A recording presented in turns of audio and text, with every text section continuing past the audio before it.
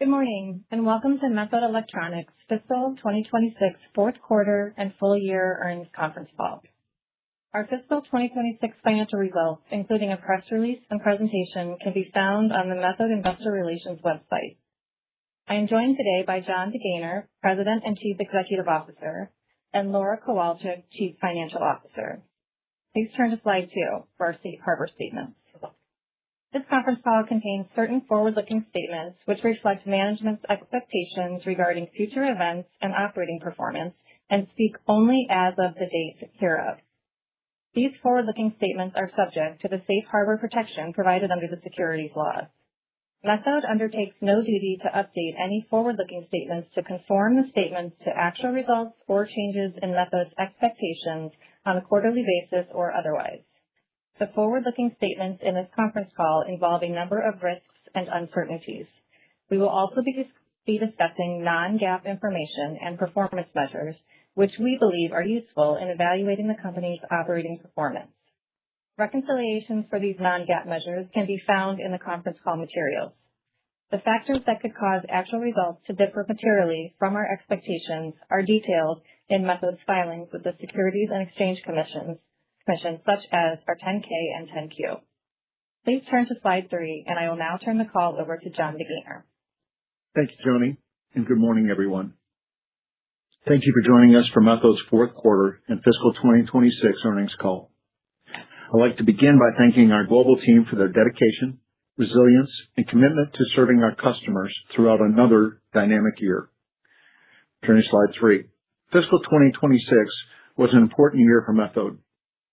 While we continue to operate in a challenging environment, including EV program delays and cancellations, customer production volatility, commercial vehicle end market softness, and ongoing supply chain and tariff-related complexities, we remain focused on the areas within our control. Our priorities were clear: improve operational execution, strengthen financial performance, simplify the portfolio, generate cash, reduce leverage, and position the company for sustainable long-term value creation. For the full year, net sales were approximately $1 billion, down 3% from the prior year, reflecting North American auto program roll-offs, commercial vehicle market softness, portfolio actions, and significant customer program delays. To address and react to the customer program delays, our team negotiated approximately $45 million of customer recoveries, helping offset the impact of customer-driven program changes and creating both near-term and longer-term financial benefits for the company. These recoveries also helped reimburse a portion of the significant development, launch, and other program costs incurred by the company over the past several years. Despite the lower sales environment, adjusted EBITDA increased 60% to $68 million, driven by stronger operational performance, customer recoveries, disciplined cost management, and the benefits of actions taken across our global manufacturing footprint. We also generated approximately $16 million of free cash flow through improved working capital management and inventory reduction initiatives. While these results do not yet reflect fully the potential of Methode, they demonstrate meaningful progress. We expanded margins, improved cash generation, continued executing the operational and strategic actions necessary to create a more competitive and profitable company. Turning to slide 4. As a reminder, our transformation journey began approximately 2 years ago and is focused on improving performance, strengthening the organization, and creating a platform capable of delivering sustained, profitable growth. Before discussing our progress in more detail, I think it is important to provide context on what the company has accomplished during that period, because the headline financial results do not fully reflect the magnitude of the change that has occurred within Methode. First, we've been operating through a massive revenue headwind. Several mature automotive programs rolled off, while anticipated EV program launches were delayed, resized, or canceled by customers. As a result, expected replacement revenue did not materialize on the timeline originally anticipated. Despite those headwinds, we improved profitability, generated free cash flow, and strengthened our balance sheet, invested in future growth opportunities, and upgraded significant portions of the organization. Second, we spent considerable time and resources addressing legacy matters, including the SEC investigation, material weakness and internal control deficiencies, inefficient financial processes, and gaps within the finance organization. Today, that work is largely behind us. The SEC investigation has concluded with no enforcement action. Our control environment is substantially stronger. We've rebuilt the finance team, and management can increasingly focus our attention and resources on growth, execution, and customer engagement. Third, we believe the market underestimates the amount of operational work completed across the business.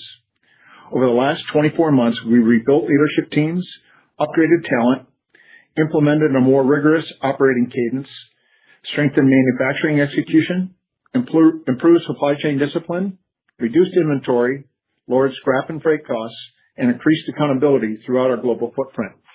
Collectively, these actions have fundamentally improved the quality of the business. Turning to slide 5, we are beginning to see tangible evidence that our efforts are working. Our progress can be viewed through 3 areas: our people, the strategic actions we've taken, and improved operational performance. Starting with our people, we've invested heavily in building the leadership team and operating model needed for the next phase of Methode's evolution.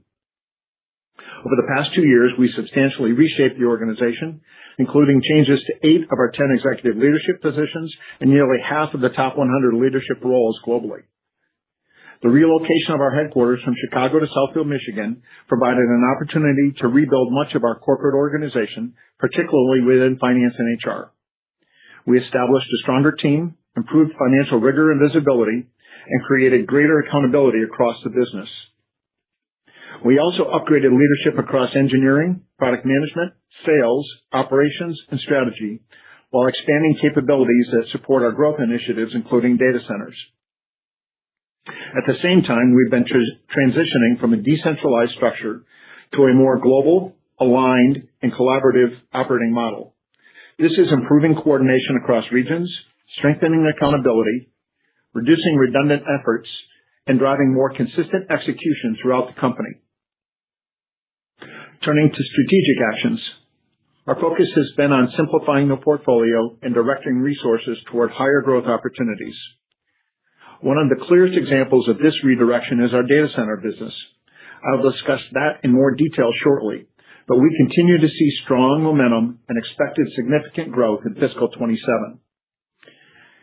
The actions we have taken with customers reflect the more disciplined commercial approach we have implemented across the organization, which has helped improve program economics and offset a portion of the external headwinds affecting the business. From a portfolio and footprint rationalization perspective, we completed the divestiture of Datamate, generating an $11 million gain and further aligning the company around our long-term growth priorities. We also sold our Harwood Heights, Illinois facility, generating approximately $5 million in cash proceeds. Operationally, we continue to make measurable progress across our manufacturing footprint. Egypt remains one of our strongest examples of what improved execution can achieve. Through upgraded leadership, better process discipline, and enhanced operational rigor, the business delivered more than 700 basis points of margin improvement during fiscal 2026. We also advanced restructuring initiatives in Malta that are expected to generate approximately $5 million of annual savings. In Mexico, our transformation efforts continue to progress. We have strengthened the leadership, improved execution, and gained significantly better visibility into our operational challenges. Although Mexico continues to be impacted by EV program delays, customer schedule changes, and under-absorption, we believe the cost reduction and improvement actions underway, as well as the new business that is coming into our Mexico facilities, positions the business for improved performance in fiscal 2027. There is still work to do, particularly in Mexico, but the underlying trends give us confidence that the organization is operating more effectively and is increasingly well-positioned to drive sustainable margin expansion and cash generation going forward. Turning to slide 6. The benefits are increasingly evident in our customer relationships as well. Improved service levels, better supply chain performance, reduced lead times, and stronger coordination between engineering and commercial teams are helping us rebuild credibility through execution. We look forward to sharing more details on business wins and new business bookings during our first quarter call. Turning to slide 7. On the next slide, one area where the benefits of these changes are becoming particularly visible is power solutions. Methode has more than 60 years of expertise designing and manufacturing complex, high-performance power interconnect solutions, often pushing the limits of thermal and electromagnetic constraints to achieving demanding power density, weight, and reliability requirements. Those capabilities have supported a diverse set of end markets over the years, including automotive, commercial vehicles, aerospace, defense, data center, and other industrial applications. Our technology has not changed. What has changed is our ability to leverage the expertise across the company and end markets. When run as a collection of independent businesses, Methode was unable to capitalize fully on engineering, manufacturing, and commercial synergies. As we have become a more integrated organization, we are increasingly able to creatively apply our common technologies, manufacturing capabilities, and customer relationships to deliver unique solutions across multiple end markets. This is particularly important given Methode's investments to support vehicle electrification. The engineering expertise developed around advanced power distribution and 800-volt architectures, combined with available capacity within portions of our manufacturing footprint, creates opportunities well beyond traditional automotive applications. The progress we are making reflects not only our technology and manufacturing capabilities, but also the leadership team we have assembled to identify opportunities across end markets and execute on a more integrated strategy. These leaders are helping break down historical silos, align resources across businesses, and position the company to generate greater returns from investments made over the past several years. Data centers are emblematic of our change in focus. We have supplied bus bars into data center applications for more than 30 years, including early participation in the Open Compute project. However, without continued focus and investment, Methode lapsed into a role as a second source build-to-print manufacturer. Today, we are engaging directly with hyperscale customers to address their needs for shortened lead times and supply chain stability. Simultaneously, we are bringing creative solutions to them to address AI-driven demand for power density and helping to enable a more efficient future based on automotive-grade, safe deployment of 800-volt DC rack architectures. During fiscal 2026, we generated approximately $80 million of data center-related sales. Based on current visibility, we expect that figure to increase approximately 60% to $130 million in fiscal 2027, with continued growth anticipated beyond that. More broadly, we are directing capital, talent, and engineering resources toward markets where we can leverage existing capabilities, deploy our technologies across multiple end markets, and create differentiated value for our customers. As we look ahead to fiscal 2027, we are shifting our focus in this transformation journey from fix-it to growth. The operational challenges that demanded so much of our attention in recent years are largely behind us. Today, our energy is increasingly directed toward winning new business, investing in strategic growth opportunities, and building on the stronger foundation we've established. With that, I'll turn the call over to Laura to review our fourth quarter and fiscal 2026 results, balance sheet, and fiscal 2027 outlook. Thank you, John, and good morning, everyone. Please turn to slide 8. Unless otherwise noted, all year-over-year comparisons are to the prior year period. As a reminder, fiscal 26 consisted of 52 weeks compared to 53 weeks in fiscal 25. Fourth quarter net sales increased 15.9% to $298.1 million. The increase was primarily driven by customer recoveries in the automotive segment, strength in the industrial segment, and favorable foreign exchange, partially offset by the interface segment program roll-offs and the divestiture of the Datamate business. Fiscal 26 net sales decreased 2.8% to approximately $1 billion. The decline was driven by program roll-offs in both the automotive segment and interface segment, and the impact of one less week in the fiscal year. These factors were partially offset by customer recoveries in the automotive segment, strength in the industrial segment, and favorable foreign exchange. Fourth quarter gross profit increased to $72.2 million from $19.6 million, driven by customer recoveries and improved operating performance across our automotive and industrial businesses. For the full year, gross profit increased to $202.2 million from $163.4 million, reflecting stronger operational execution and manufacturing efficiencies. Selling and administrative expenses were $55.6 million in the fourth quarter compared to $37.4 million. The increase is primarily driven by higher employee compensation costs, $2 million of transaction-related and strategic initiatives costs, and $1 million impairment charge related to the exit of our former corporate office. For fiscal 26, selling and administrative expenses were $170.3 million compared to $163.9 million.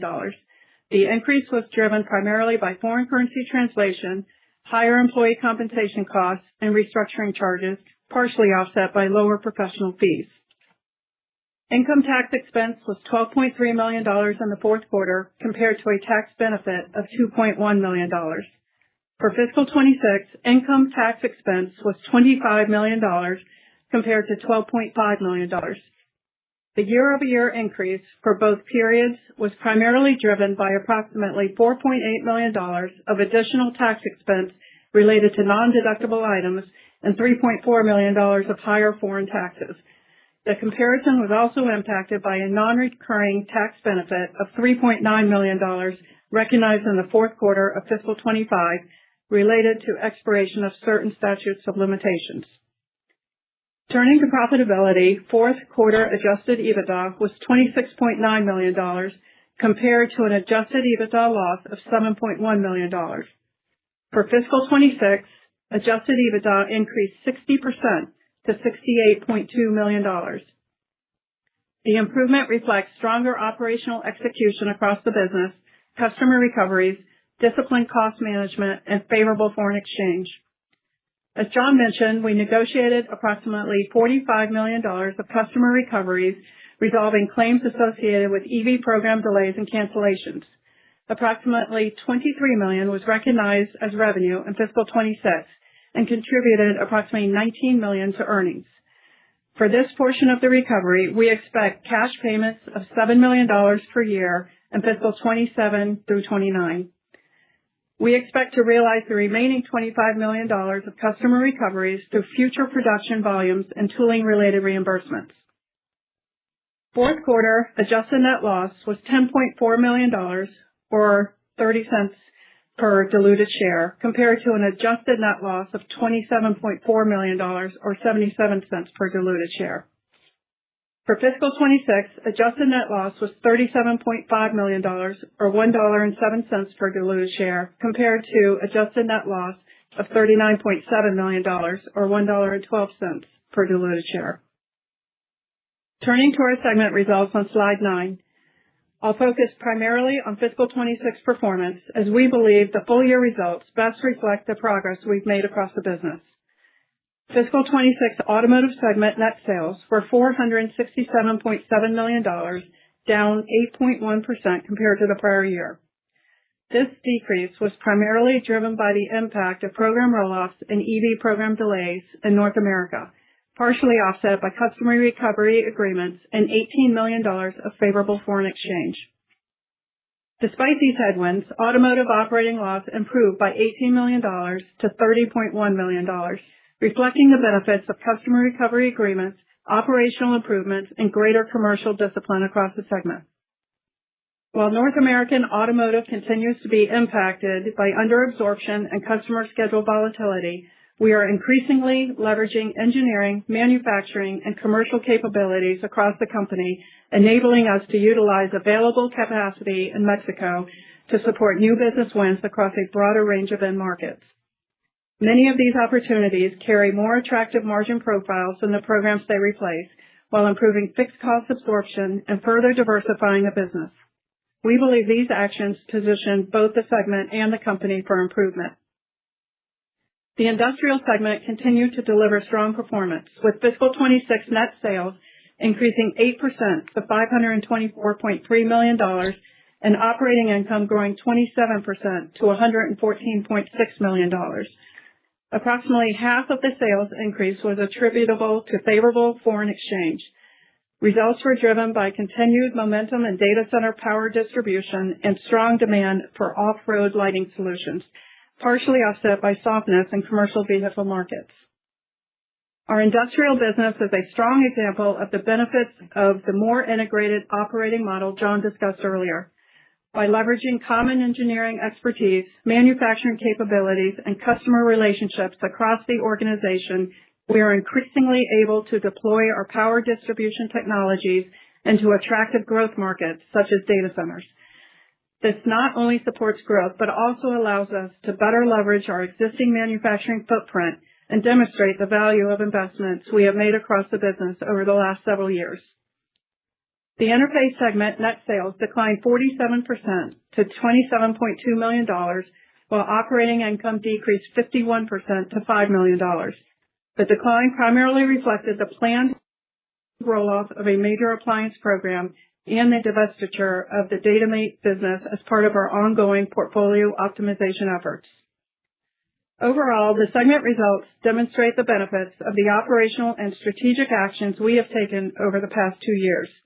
While sales continue to be impacted by external market factors, we are delivering improved profitability through stronger execution, disciplined cost management, and a more focused portfolio. Turning to slide 10. We generated free cash flow of $15.6 million in fiscal 26 compared to an outflow of $15.2 million in the prior year, driven by stronger operating performance and disciplined working capital management. Capital expenditures were $22 million, down 46% year over year.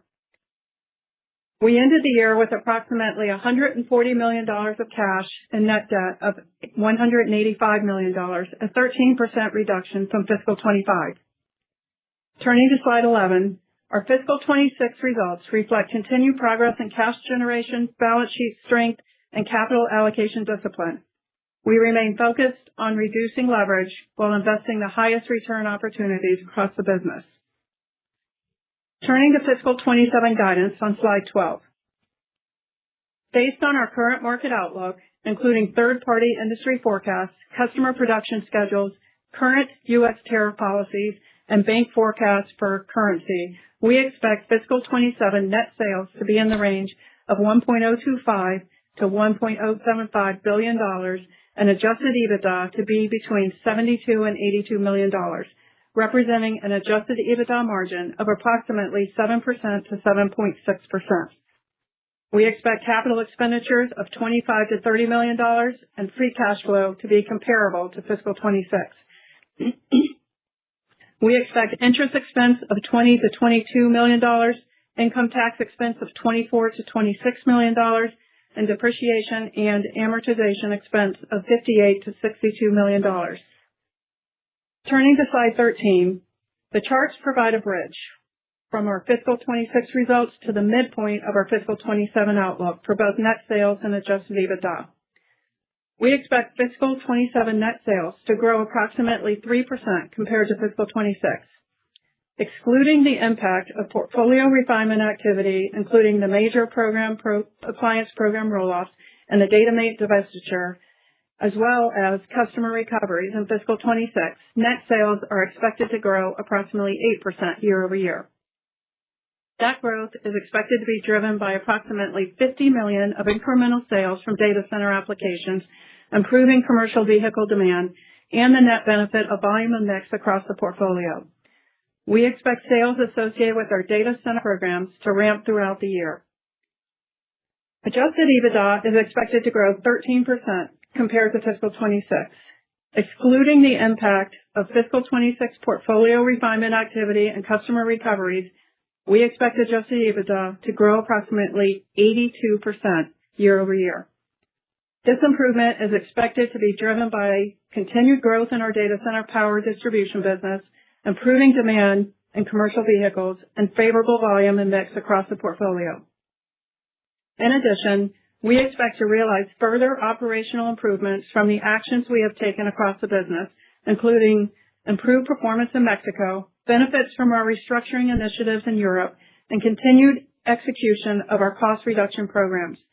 Together, these actions are expected to drive meaningful margin expansion and earnings growth in fiscal 27. For modeling purposes, as you think about the cadence of the year, we expect a lighter first quarter driven by typical seasonality. From there, we expect sales and earnings to ramp throughout the year, resulting in a stronger second half of fiscal 27 as volume growth and operational improvements continue to build. In summary, fiscal 26 marked an important year of progress. We improved profitability, generated positive free cash flow, strengthened the balance sheet, and continued to enhance operational performance across the business. As we look ahead to fiscal 27, our focus remains on executing our growth initiatives, expanding margins, generating cash, and further reducing leverage.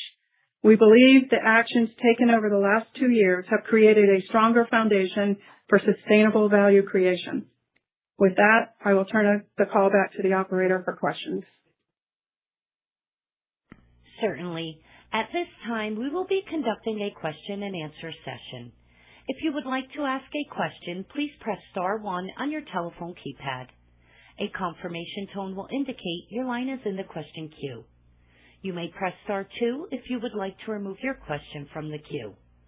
For participants using speaker equipment, it may be necessary to pick up your handset before pressing the star keys. One moment, please, while we poll for questions. Your first question for today is from Gary Prestopino with Barrington. Hey, good morning, all. Good morning, Gary. Congratulations, John and Laura, on what you've done with the company so far. Couple of questions here. First of all, in the data center business, can you just remind me of what you're actually selling into that business? I believe it's bus bars, right? Yeah. Gary, as we've talked about, both the results of fiscal 2026 and the guide for fiscal 27 are based on our current bus bar business into the hyperscalers. Okay. When we reference the future technology and the 800 volt architectures, none of that is in our guide. That is opportunity that we're working on and we're really excited about, but none of that's in the revenue guide for 27. Okay, so right now it's just all bus bars, which is good. Correct. And then the other thing, could you maybe just as we talk about these recoveries were from the automotive programs that you guys had taken on over the last couple of years, correct? Yes. Okay. So were these agreements from due to the old management team, or were these agreements that you guys had put in place and then the market just really turned against you in a sense of that the volumes that you anticipated were not there? Yeah. So Gary, if you go back to some of the bridges that we've provided in the past with regard to program ramp-ups, these programs were 1 year ago. And as recently as a year and a half ago, when we went through the revenue plan as we laid it out in earnings calls, we talked about an opportunity of $200 million worth of revenue between a couple of these EV program ramp-ups. So when we talk about under absorption and some of the challenges that we mentioned during this call, that goes back to things that we anticipated happening and where we had spent the engineering and where we had spent the capital and we had done all the work in our facilities, particularly in our Mexico facility, to be ready for those ramp-ups. With the changes in the dynamics in the North American EV market, that required us to go back to customers. So those were programs that were 1 year ago. That was revenue that was anticipated. And then over the last months, we've been negotiating with the customers to get these recoveries, and it is a team effort to get to the results that we got. Okay. So, do you feel that I guess we didn't really talk too much about the automotive, but it seems like the automotive is not going to be really driving too much growth this year. Is this program of going back and getting recoveries, is that over, or is that something that, we could still anticipate is going to be an impact in fiscal 27 in terms of the auto programs and the expenses, et cetera, things like that? So we will see automotive growth on a year-over-year basis. As we've said previously, Gary, we had tremendous headwinds in fiscal 20 and fiscal 26. The recovery activity is largely done. There are a couple of customers that we continue to talk to, but those programs are much smaller and the recovery activities are much smaller. We see growth on a year-over-year basis, particularly in North America from an automotive side, but not to the level of materiality that we envision with regard to some of the other pieces of our business. So also, Gary, of the $45 million of the customer recoveries that we have already negotiated, we said that $19 million is impacting our earnings in FY26. We expect to recover the remaining $25 million over time, and that's through future pricing of customer production and tooling recoveries that we collect once our programs go into production. So we expect that to come in the next 3 to 4 years. Okay. Yeah, that's what I thought I heard you say. Okay, thank you. Thanks, Gary. Your next question for today is from John Franzreb with Methode and Company. Yeah. Congratulations, everybody, and thanks for taking the questions. I just Good morning, want John. to go back to the recoveries. $19 million in 2026. How much was in the fourth quarter? And if I heard you correctly, this is revenue being recognized with no associated COGS, I'm guessing. Is that how it's dropping right down into the P&L? Yeah. Hi, John. There was 22. All of the $22 million of sales was recognized in the fourth quarter. And there is a little amount of COGS, so there's $19 million flowing through down to the earnings, down to the bottom line. All right, got it, Laura. Thank you. I was wondering why the gross margin jumped up. That was one of my original questions. So can you just maybe walk us through a little bit on what's going on in the tax line? That's for the full year. It's been all over the board. So maybe just kind of recap and how should we think about modeling that on an adjusted basis going forward?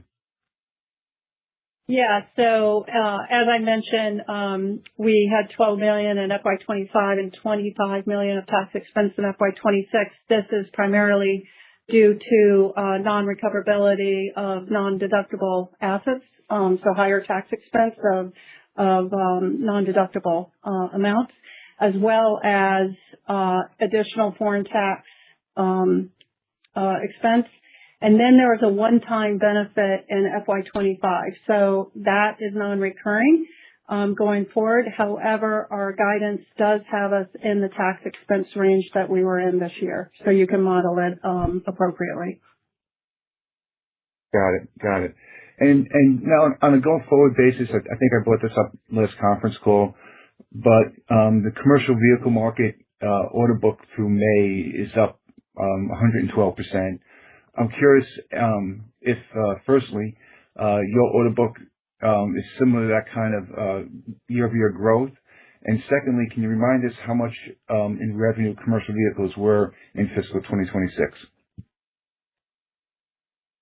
So, John, we base our guidance based on programs tied to IHS or third-party forecasts. So as you see order books going up, that is in our guidance, and it does move that way.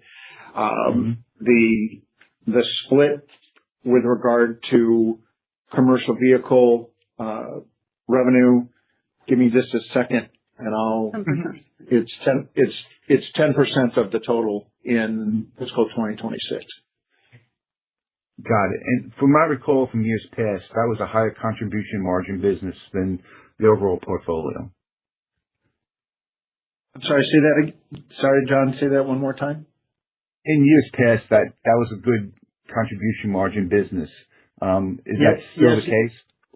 Yeah, it still is the case, and we continue to, refine that portfolio and actually grow that business with our customers. And as we've talked about in previous situations, they're looking to shorten their supply chains and and strengthen their USMCA presence. And so we are actually moving business between regions to support our customers, and we expect that to be create additional opportunities for growth for us. Just one last question related to this, and I'll get back into queue. From what I recall, that some of these products are made in Mexico. So would this be part of the revenue recoveries that helps the Mexico facility? Does it actually move into profitability in fiscal 27? So the commercial vehicle business has historically not been made in Mexico. There's been a small percentage. We are actually moving business into our Mexico facilities. So John, you're exactly right. The capability that we have within our Mexico facilities it's not just an automotive facility. It is supporting other end markets. It's supporting our data center localization. It's supporting our commercial vehicle localization. And yes, you will see that from a growth from a year-over-year standpoint in the Mexico facility activities. Part of it will be commercial vehicle. Got it. Thanks, John. I'll get back into queue. Thanks. As a reminder, if you would like to ask a question, please press star 1. Your next question is from Luke Junk with Baird. Morning. Thanks for taking the question. John, hoping we could start with auto. I guess if you back out the EV recovery this quarter, margins still mixed there. I know that's Mexico mainly, and fiscal 26, if you look kind of in underlying basis, was relatively similar year over year. A lot going on under the surface, including the improvement that you cited in Egypt, but just hoping you can comment on some of the key actions incrementally into fiscal 27 here to get that business moving back towards break even. Thank you. Yeah. Thanks for your question, Luke. And you're right. And certainly the customer recoveries do make that do change that picture. But what you see is on a year-over-year basis in our guide, operating performance is worth $15 million. The recoveries were $19 million, and then we see volume and mix as a negative on the automotive side of $18 million. So we're driving performance both in Egypt and in Mexico from an operational perspective. When you look at, if you were to look at a historic revenue outlook, that North American automotive business a couple of years back was well north of $300 million in revenue, and in fiscal 26 it went as low as $182 million. We see that coming back to close to $200 million in fiscal 2027 and continuing to grow. So the way in which we look at this is the automotive business overall, which is 46% of our total, is good business. The under-absorption and the challenge that we've had in North America, particularly with regard to these EV program delays, is why it was so important for us to get the recoveries from the customers, as we did and as we told you we would.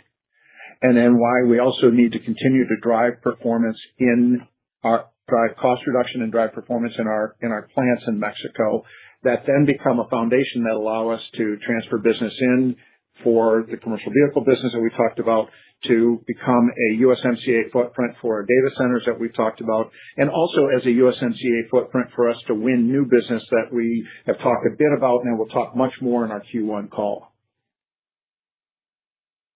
That is helpful. Thank you. I want to switch gears, to the data center opportunity and the guidance specifically. Just want to understand some of the girding to give you the line of sight to that 60% growth in terms of, it sounds like you've got the orders in hand. Curious if there's any new program ramps in that, and then just in terms of the constitution of the business here in fiscal 27, how many customers you're actually working with right now. Thank you.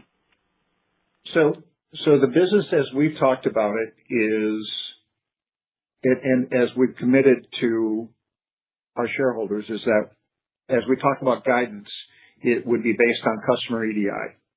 And that was part of the change within the organization, part of the change to go to vendor managed inventory and deepen those relationships. We moved from being a spot buy relationship to a 52-week EDI relationship. So we're quite confident with regard to the $130 million versus the $80 million. It is two new programs, and so there are program changes throughout that. And these programs move in an 18 to 24 month cycle. So that shortening the lead time, improving our engineering capabilities, and being able to respond to those cycles means that we get to capture a larger percentage of market share and wallet share than we did in the past versus the spot buy approach. So yes, it is launches. Yes, it is new programs. It is, at this point, what's in our guide is the current customer base. We are talking to additional customers. We expect to see that expand, but what is in our guide is our current base with the launches that we know right now in the EDI that we have from the customers. That's helpful. And just to clarify, I think historically when this was not an area that was in focus, it was mainly a single customer relationship.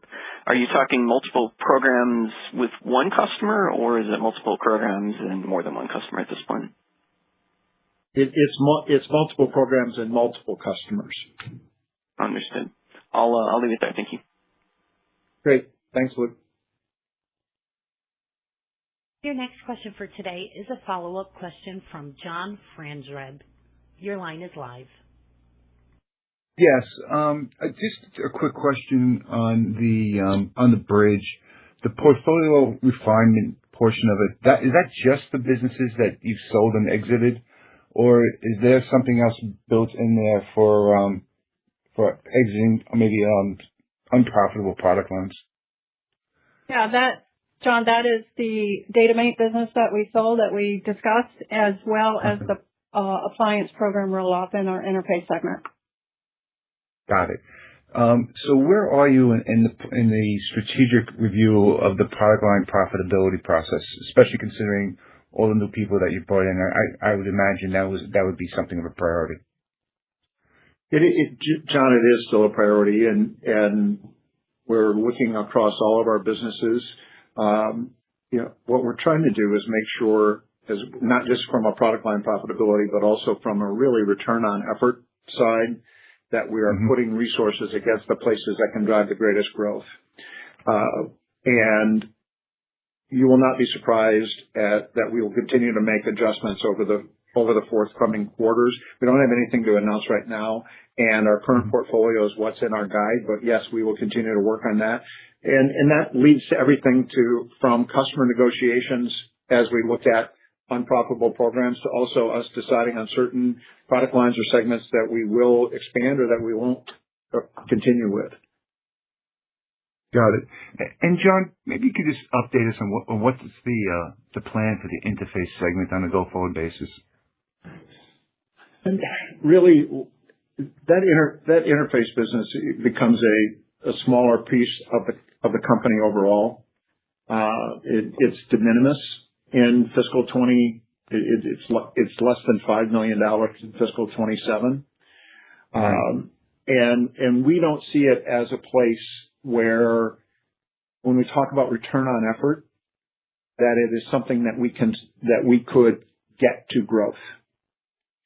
So while it was historically a good business and profitable, and we appreciate those customers, it's not a place where we're going to be focusing our time, because we have so many opportunities as we grow the commercial vehicle business, as we grow the off-highway lighting business, as we grow our user interface, both for off-highway and automotive, and as we've talked so much about, as we grow our data center business and the next technologies there, we have more opportunities than we have capability to pursue. So we have to be refined with regard to how we put our capital to work and how we put our engineering and our talent to work.